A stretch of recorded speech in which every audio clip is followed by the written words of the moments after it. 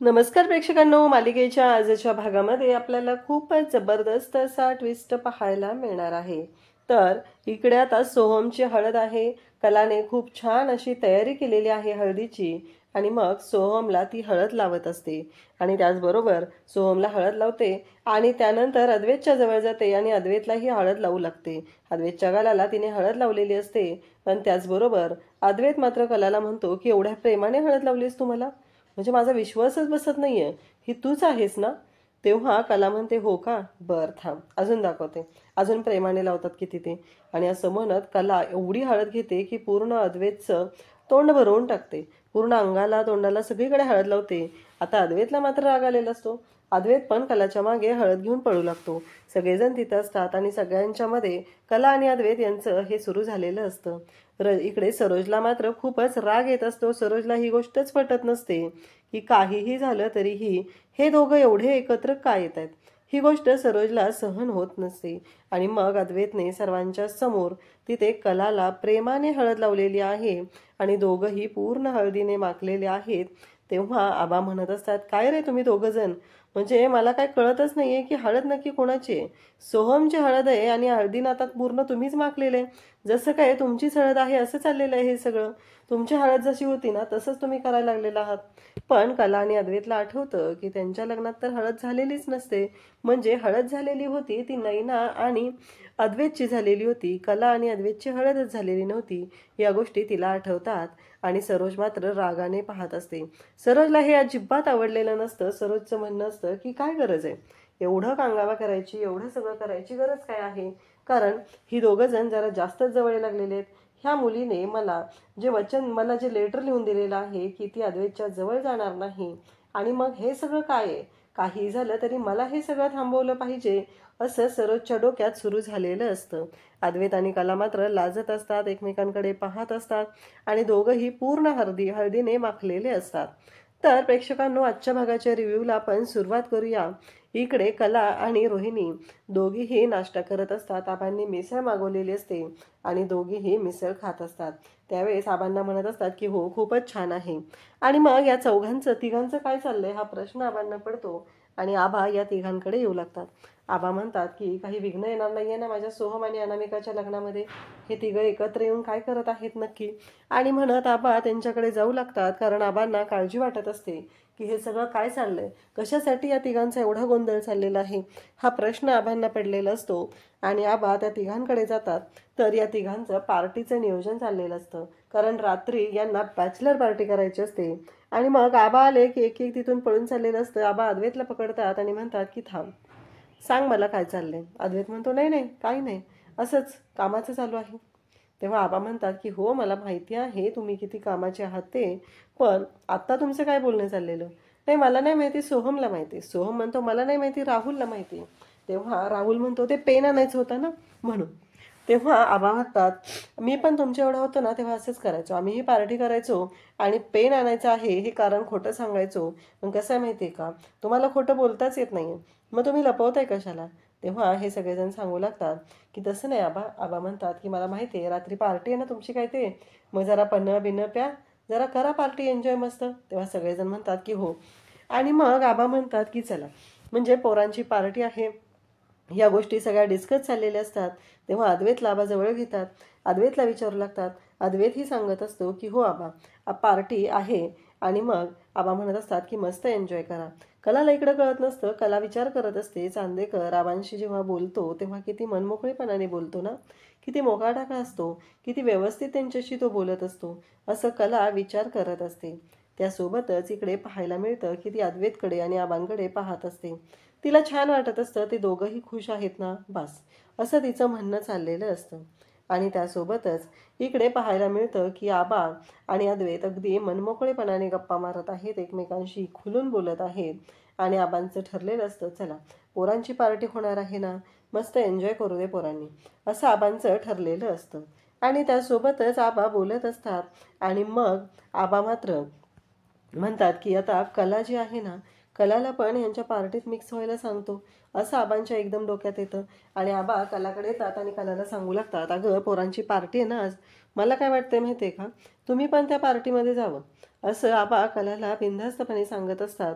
आणि कला मात्र म्हणत असते, पण आबा आबा म्हणतात, हो हो मीच सांगत आहे तुला, आणि तुम्हीही जा. त्यानंतर आता संध्याकाळी खेळ जमवलेला असतो, सगळेजण बसलेले असतात.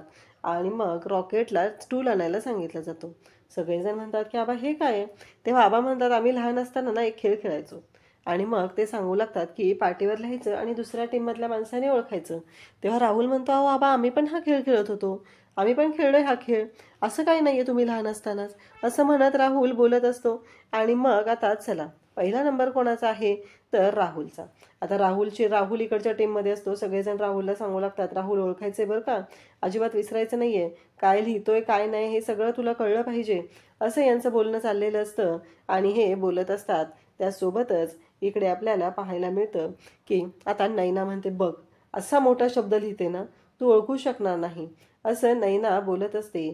आणि मग राहुलला घेऊन जाते. आणि मग तिथं गेल्यानंतर राहुलच्या पाठीवर खूप मोठा शब्द लिहिणार असते. तेव्हा राहुल मात्र नैनाला म्हणत असतो की तो मार्कर आहे ना, त्याचं झाकण बंद कर, नाहीतर उघडून लिहिशील, असं तो मुद्दाम तिला चिडवतो. तेव्हा नैना म्हणते, हो रे. आणि मग नैना त्याच्या पाठीवरती शब्द लिहिते. राहुल म्हणतो, इतका मोठा शब्द लिहिलास तू, ओळखूच आला नाही ग मला. तर नैनाने तिथं लिहिलेलं असतं ससा.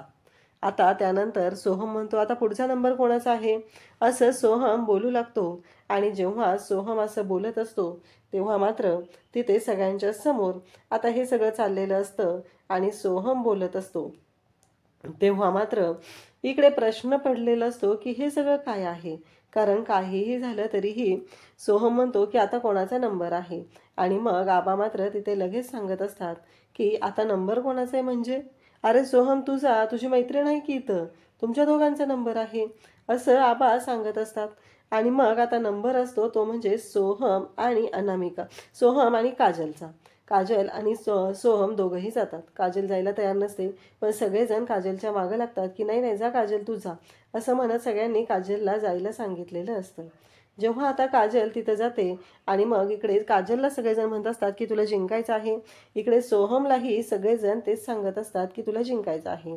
आता सोहम आणि काजल, सोहम लिहिणार असतो काजलच्या पाठीवरती.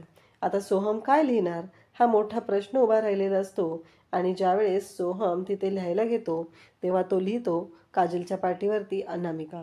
काजल ते अनामिका वाचते. सगळेजण तिला विचारतात काय लिहिलं, म्हणजे अजूनही काजलच्या बाबतीत सोहम जास्त हे करत आहे, त्याने मुद्दामहूनच हे सगळं लिहिलेलं आहे. त्याला माहिती आहे की काजल त्याच्या बाबतीत काय विचार करते, काजलला आता सारखं त्याच्याशी बोलायचं आहे, आणि म्हणून हे सगळं चाललेलं असतं. आणि तेव्हा मात्र सगळेजण पाहत असतात, सगळ्यांना धक्का बसलेला असतो. सगळ्यांच्या डोक्यात एकच असतं की ठीक आहे, म्हणजे एवढं काही सगळ्यांचं नसतंय की लिहिलंय त्याने आणि काजलनं ते ओळखलंय, एवढंच चालू झालेलं असतं. त्यानंतर आता पुढचा नंबर कोणाचा आहे, तर कला आणि अद्वैत तुम्हाला काय वेगळं आमंत्रण द्यायचंय, असं आबा बोलत असतात. आणि त्याचबरोबर इकडे आबा जेव्हा हे सर्व बोलत असतात आणि मग आबा म्हणतात की हे कसं शक्य आहे, इकडे आता कला आणि अद्वैत शिवाय दुसरं कोण आहे, हे सगळं जेव्हा चालू झालेलं असतं. आणि तेव्हा मात्र कला आता तिथे लिहायला जाते. सगळेजण अद्वैतला म्हणत असतात की तुला ओळखायचंय बरं का, असं अद्वैतला सगळेजण सांगत असतात. आणि तेव्हा मात्र अद्वैत म्हणत असतो की हो ओळखायचं तर आहेच ना, असं म्हणत अद्वैत तिथं बोलतो, लिहायला कलाला सांगतो की लिही. आता कला लिहिणार असते, कला काय लिहिणार याच्याकडे मात्र सगळ्यांचंच लक्ष वेधलेलं असतं. कला नक्की काय लिहिणार आहे हा मोठा प्रश्न उभा राहिलेला असतो. आणि कला काय लिहिते याकडे सगळेजण पाहत असतात. जेव्हा कला आता तिथे लिहायला जाते आणि तेव्हा मात्र कला अद्वैतच्या पाठीवरती लिहिते, कला अद्वैत चांदेकर, मिसेस कला अद्वैत चांदेकर, हे जेव्हा कला तिथं लिहित असते तेव्हा मात्र सगळेजण पाहत असतात. पण सरोजचं मात्र बारीक लक्ष असतं कला काय लिहिते या गोष्टीकडे.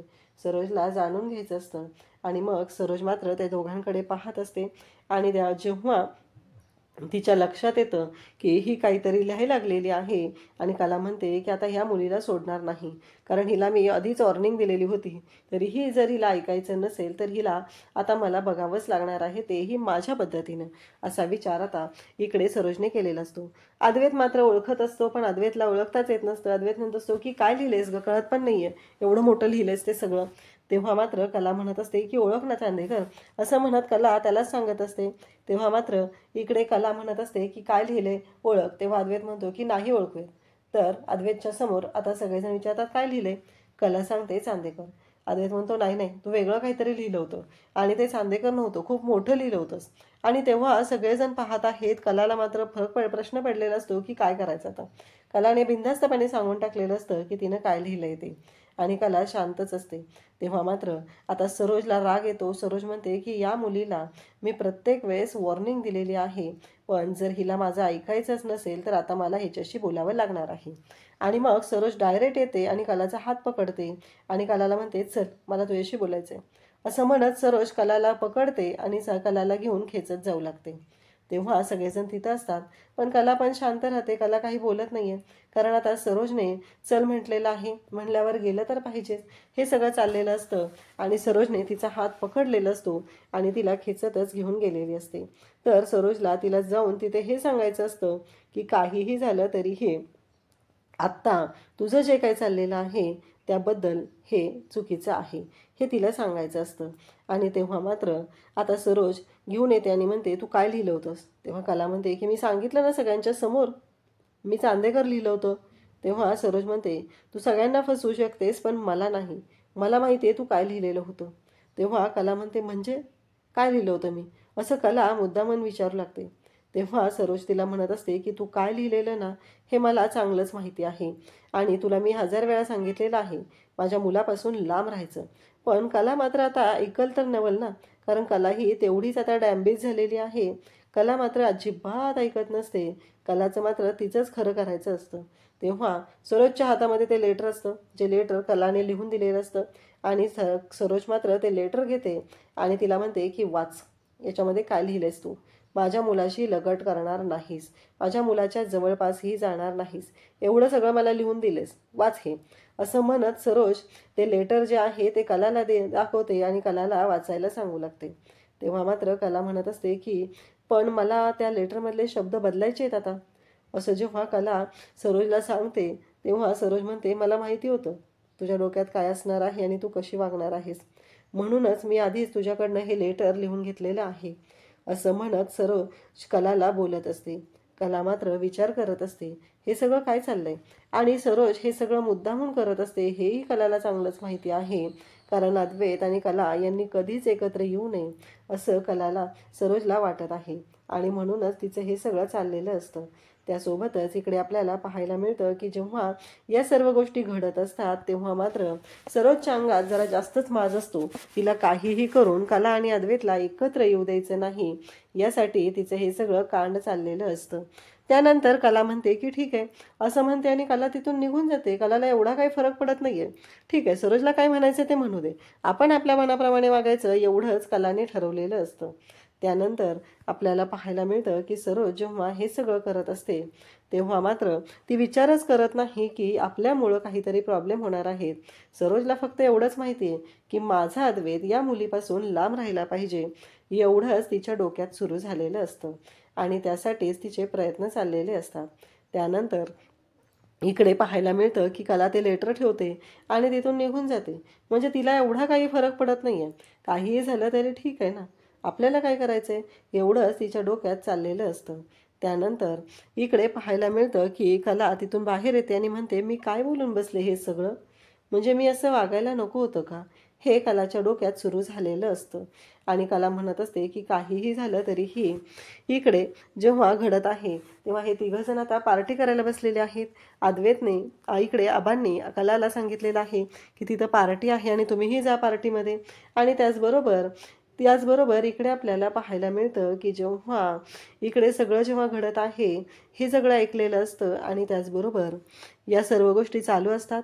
आणि त्यासोबतच इकडे राहुल, सोहम त्याचबरोबर अद्वैत दारू प्यायला बसलेले असतात. तिघंही खूप खुश असतात. मस्त अशी बॅचलर पार्टी चाललेली असते आणि त्यांच्या तिघांचंही बोलणं चाललेलं असतं की काहीही झालं तरीही आत्ता महत्त्वाची गोष्ट काय आहे याबाबत त्यांचा विचार चाललेला असतो. सोहमला तिघही सांगत असतात की आता काही टेन्शन घ्यायची गरज नाही, कारण आता तुझ्या आयुष्यामध्ये दुसरी व्यक्ती येणार आहे आणि त्यामुळं तुझं आयुष्य कसं असं भरून जाणार आहे. इकडे नैनाने वेगळाच डाव सुरू केलेला असतो. तिला काजलच्या डोक्यात काय चालू आहे ते जाणून घ्यायचं असतं आणि म्हणून तिने नैनाला घेऊन आलेली इकडे काजलला घेऊन आलेली असते. काजलला ती घेऊन आलेली असते आणि काजलला म्हणत असते, चल आपण जरा गप्पा मारूया. तेव्हा तिथे कला येते आणि कला म्हणू लागते की काजल इथे काय करते, चल अगं ते सगळेजण खाली पार्टी करतायत ना, तिथे जाऊया आपण. तेव्हा काजल म्हणत असते, नाही नको, मी इथं थांबते ना नैनाताई बरोबर, असं तिला म्हणत असते. तेव्हा मात्र कला म्हणत असते, अगं चल.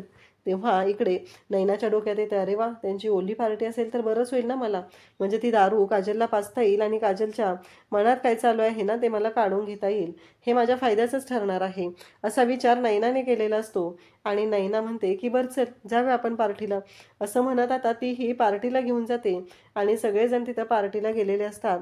त्याचवेळी त्यांच्या तिघींचा वेगळाच डाव असतो. नैनाने वेगळं कांड केलेलं असतं, कलाला मात्र अद्वैतसोबत वेळ घालवायचा असतो. इकडे काजलचा बिचारीचा विचारच केला जात नाहीये की तिच्या मनात काय चाललेलं आहे, तिला नक्की का जायचं नाही हे मात्र कोणी समजूनच घेत नाहीये. जबरदस्ती काजलला घेऊन चाललेले असतात. हे सगळेजण ह्या तिघीजणी आल्या की शांत राहतात, कारण यांना तिघांनाही तिथे नको वाटत असतं, कारण या सगळ्यांच्या समोर असं घडायला नकोय. ह्या तिघींच्या समोर आपण दारू प्यायला नकोय, कारण आजपर्यंत अद्वैत कलाच्या समोर कधी दारू प्यायला नसतो, म्हणून त्याच्या डोक्यात हे चाललेलं असतं. आणि आता सगळेजण तिथं आलेले आहेत आणि त्यांचं हे चाललेलं असतं. कला म्हणत असते, आम्हाला पण पार्टी करायची. तेव्हा ते म्हणतात, आमची ओली पार्टी आहे, तेव्हा आम्ही याच्यामध्ये हार्ड ड्रिंक घेतोय. तेव्हा काजल म्हणते की ठीक आहे ना, मग डायरेक्ट स्पष्ट सांग ना, हार्ड ड्रिंक म्हणजे काय घेतोस ते, कशाला ना उगीच हे सगळं चाललेलं आहे. आणि त्याचबरोबर इकडे हे सर्व चालू असतं आणि तेव्हा मात्र इकडे सोहम त्याचबरोबर सगळेजण असतात आणि सोहम म्हणतोय की आम्ही दारू पितोय, असं स्पष्टपणे सोहम सांगत असतो. त्यासोबतच सोहमचं हे सगळं बोलणं चाललेलं असतं. तेव्हा मात्र कला, काजल सर्वजण तिथं असतात आणि सगळ्याजणी बोलत असतात. त्यानंतर नैना तिथं असते. नैना म्हणते, चला आम्हाला ना सॉफ्ट ड्रिंक हवा आहे, ते कोल्ड्रिंक्स वगैरे नको आहे, कारण काय होतं माहिती आहे का, कोल्ड्रिंक्स आहे ना त्याच्यामुळं ना एक गोंधळ होतो. कोल्ड्रिंक्समुळं त्यात शुगर असते ना, उगाच शुगर इंटेक नको, असं ती सांगू लागते. आणि तेव्हा मात्र आता सगळेजण तिथं असतात आणि मग नैनाने स्पष्ट सांगितलेलं असतं. आणि त्याचबरोबर या सर्व गोष्टी चालू असतात. तेव्हा कला म्हणत असते की कसं आहे माहिती आहे का, काहीही झालं तरीही तुमचं काय चाललंय ते मला चांगलंच माहिती आहे. आणि मग सोहम सगळेजण तिथं बसलेले आहेत आणि त्यांचं सॉफ्ट ड्रिंक घेणं हे सुरू झालेलं असतं. आणि मग इकडे नैना म्हणते, मी आपल्यासाठी ग्लासेस तयार करते, असं म्हणत नैना ग्लास बनवण्यासाठी जाते. नैनाने ग्लास बनवण्यासाठी जाण्याचा निर्णय घेतलेला असतो, पण कलाला चांगलंच माहिती आहे की नैनाच्या डोक्यात काय सुरू असतं आणि मग नैना कशा पद्धतीनं वागू शकते हे मात्र कलाला चांगलंच माहिती असतं. त्यासोबतच इकडे आपल्याला पाहायला मिळतं की जेव्हा या सर्व गोष्टी घडत असतात तेव्हा मात्र नैना आता तिथं जाते आणि मुद्दामूनच तिथे जाऊन त्याच्यामध्ये दारू मिक्स करते आणि मग ग्लास घेऊन येते. तिथं कला म्हणते, ती चिकणा आणते ना आपल्याला, तेव्हा अद्वैत म्हणतो, चिकणा नसतो तो चकणा असतो, असं म्हणत ते घेऊन येते. आणि मग नैना तिथं आल्यानंतर तो जो ग्लास आहे तो ग्लास देताना इकडे म्हणते की काजल हा तुझ्यासाठी आहे, असं म्हणत तो ग्लास ती काजलला देते आणि काजलला सांगते की हा ग्लास तुझ्यासाठी आहे. काजल तो ग्लास घेते आणि काजलने तो ग्लास घेतलेला असतो, पण सोहम बरोबर तो ग्लास उचलतो आणि कलाला देतो. इथेच नैनाचा डाव फेल झालेला असतो आणि सगळे छान पार्टी करत असतात आणि मग बोलत असतात. नैना म्हणत असते की चला आता माझ्या म्हणण्याप्रमाणे गोष्टी होणार आहेत, मस्त पार्टी एन्जॉय करायचं चाललेलं असतं.